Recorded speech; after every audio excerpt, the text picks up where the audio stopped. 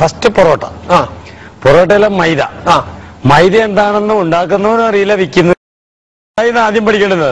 മൈദ ഉണ്ടെന്ന് ഗോതമ്പിനെ ക്രാക്ക് ചെയ്ത് ചതച്ച് അതിന്റെ നാരും മുളയും വിത്തും തവിടും എല്ലാം എടുത്തിട്ട് അതിന്റെ ബാക്കി വരുന്ന വേസ്റ്റിനകത്തുനിന്ന് റവ എടുത്തിട്ട് അതിന്റെ ബാക്കി വരുന്ന വേസ്റ്റിനകത്തുനിന്ന് പകുതി ആട്ടയ്ക്കും പോയി ബാക്കി വരുന്നതായ വേസ്റ്റിനകത്ത് യൂറോപ്പിൽ അമേരിക്കയിൽ അത് വേസ്റ്റായി കിടന്നതായ ചണ്ട് അതിനകത്ത് അലാക്സൻ ALLOX എന്ന് പറയുന്ന അലാക്സൻ എന്ന് പറയുന്ന ഒരു കെമിക്കൽ ഒഴിച്ച് അതിനെ സോഫ്റ്റ് ആക്കിയിട്ട് ഇന്ത്യയിലെ അമേരിക്കൻ പശ കൊണ്ടുവന്നിട്ട് ആ അമേരിക്കൻ പശ തിന്നാൻ തുടങ്ങിയപ്പോ അമേരിക്കൻ മാവായി. ആ അമേരിക്കൻ മാവിന് പിന്നൊന്ന് വെളുപ്പിക്കാൻ ബെൻസോയിൻ പെറോക്സൈഡ് എന്ന പറഞ്ഞൊരു കെമിക്കലും കൂടെ ചേർത്ത് ആ ബെൻസോയിൻ പെറോക്സൈഡ് എന്ന് പറഞ്ഞാൽ ഫെയർ ആൻഡ് ലവ്ലിക്കകത്തേക്ക് ആൾക്കാർ മുഖം ബ്ലീച്ച് ചെയ്യാൻ ഉപയോഗിക്കുന്ന കെമിക്കലാണ്. തീർന്നില്ല. അപ്പൊ ഈ അലാക്സൻ എന്ന് പറയുന്ന സാധനമാണ് പിടിക്കേണ്ടത്. ഷുഗർ രോഗികളുടെ മരുന്നുണ്ടാക്കുന്ന കമ്പനിക്കാരൻ ആദ്യം ഇത് ഏതെങ്കിലും മൃഗങ്ങളുടെ പുറത്ത് ഈ സാധനം കുത്തിവെച്ച് നോക്കണം. കുത്തിവെച്ച് നോക്ക. അതിന് വേണ്ടിയിട്ട് മൃഗങ്ങൾക്ക് ഷുഗർ ഉണ്ടാവാറില്ല. അപ്പൊ മൃഗങ്ങൾക്ക് ഷുഗർ ഉണ്ടാവാൻ വേണ്ടി കുത്തിവെക്കുന്ന സാധനമാണ് അലാക്സൻ.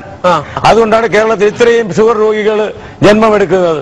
ഇത് ഞെട്ടിപ്പിക്കുന്ന ഒരു വാർത്തയാണ്. ഈ കേരളത്തിൽ ഷുഗർ പേഷ്യൻസ് കൂടാനുള്ള ഒരു പ്രധാനപ്പെട്ട കാരണം ഈ മൈദ കൊണ്ടുണ്ടാക്കിയ പൊറോട്ട കഴിച്ചിട്ടാണെന്ന് പറയുന്നു. തീർച്ചയായും ശാസ്ത്രീയമായിട്ട് പറഞ്ഞാൽ കറക്റ്റ്, ശരി തന്നെയാണത്. കാരണം മൈദ എന്ന് പറയുന്നത് എല്ലാ നാരുകളുടെ എല്ലാ അംശങ്ങളും പോയതിനു ശേഷം പോഷക മൂല്യങ്ങൾ ഒന്നുമില്ലാത്ത വെറും ഒരു വസ്തു മാത്രമാണ്.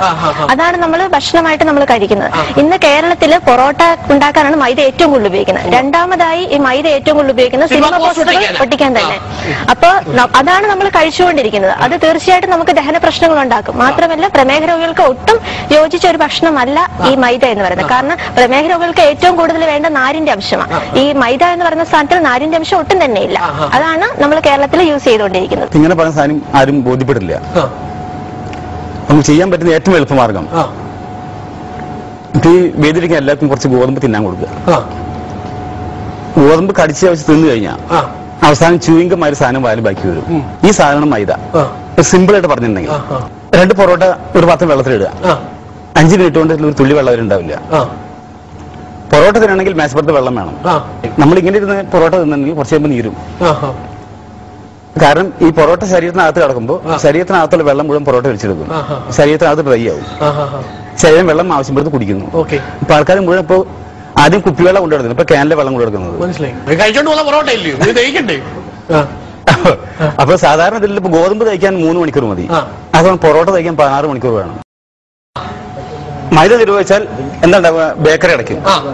ബേക്കറി അടച്ചാൽ അടുത്തുള്ള മെഡിക്കൽ സ്റ്റോർ അടയ്ക്കും. ഈ